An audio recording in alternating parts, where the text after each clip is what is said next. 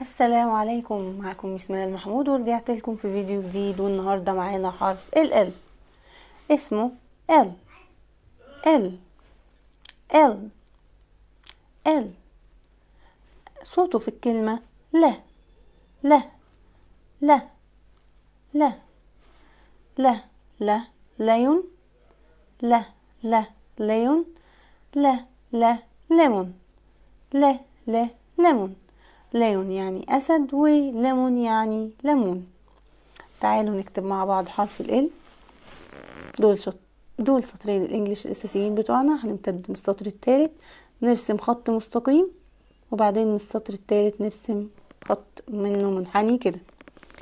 هنرسم خط مستقيم وخط صغير كده، مكبرش ده قوي. تمام. هنرسم خط مستقيم بيمر بالثلاث سطور دول وخط منحني كده. ده كان ال كابيتال.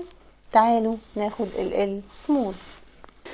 ال سمول ولا اسهل، عبارة عن خط بيمر بالثلاث سطور بس كده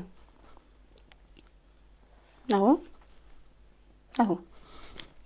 خلاص، ده كان حرف ال وكان سهل جدا في صوته وكمان في طريقة كتابته. وتابعوني الفيديو الجاي هيبقى معايا حرف الام. والسلام عليكم ورحمة الله.